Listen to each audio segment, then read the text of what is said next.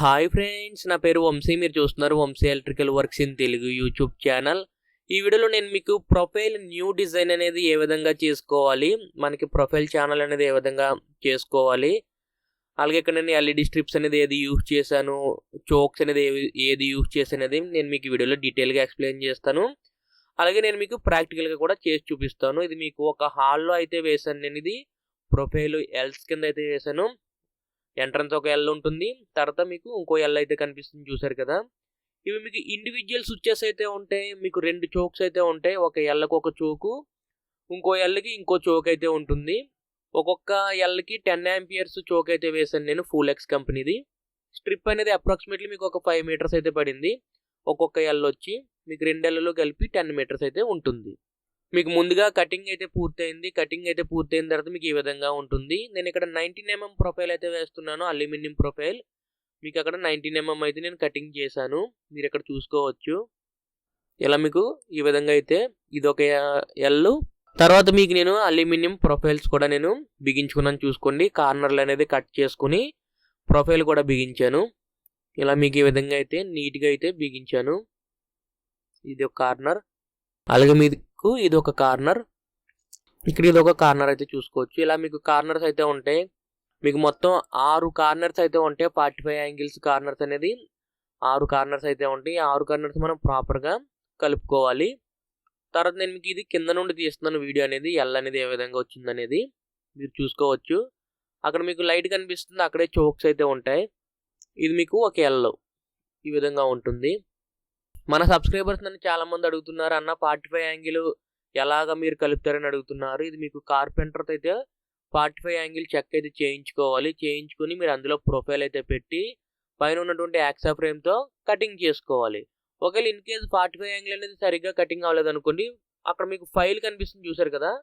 ఆ ఫైల్ తోటి మనం ఫైల్ చేసుకోవాలి. ఫైల్ చేసుకుంటే మళ్ళీ మీకు నీట్గా అయితే వస్తుంది. అల్యూమినియమే కాబట్టి ఫైల్ చేస్తే వెంటనే ఫైల్ అవుతుంది.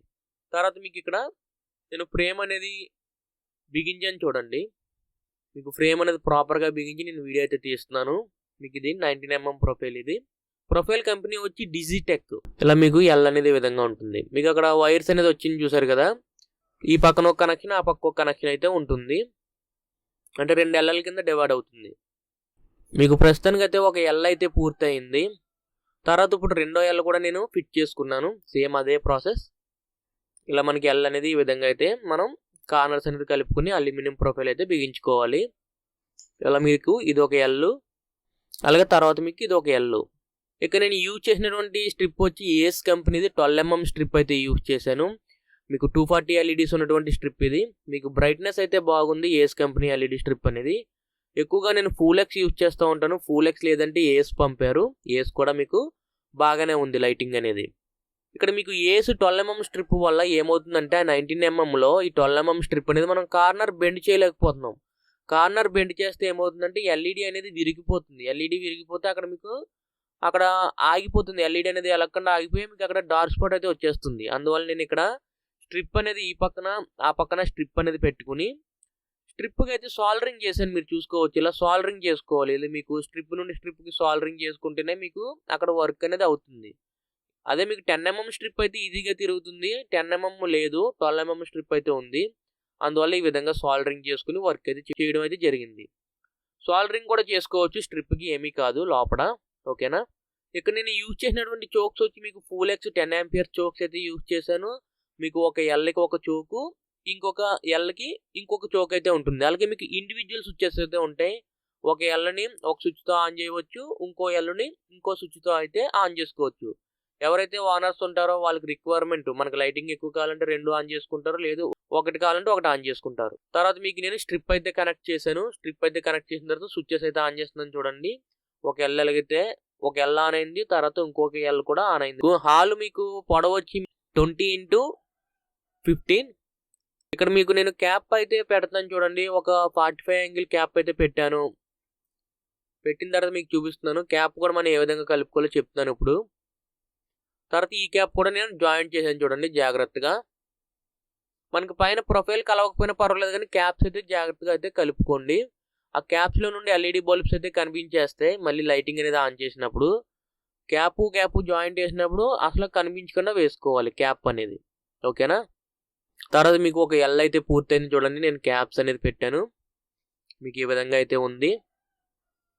తర్వాత మీకు ఆన్ చేస్తే లైటింగ్ అనేది చూసుకోవచ్చు. వైట్ కలర్ లైటింగ్ అయితే వస్తుంది కిందకి. ఇదొక ఎల్, అదొక ఎల్. మీకు ఇలా మీకు ఎల్కి అనేది నేను ఫిట్ చేసుకున్న తర్వాత పైన యాబ్రో టేప్ కూడా వేసేసాను. ఇంకా పెయింటింగ్ అయితే జరగలేదు.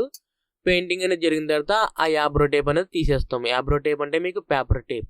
చూసారు కదా ఫ్రెండ్స్, ఈ వీడియోలో మీకు ప్రొఫైల్ న్యూ డిజైన్ 2 ఎల్లు అనేది ఏ విధంగా వర్క్ చేస్తారు, ఇక నేను యూజ్ చేసినటువంటి ప్రొఫైల్స్ వాటి మెటీరియల్ గురించి మీకు అర్థమైంది అనుకుంటున్నాను.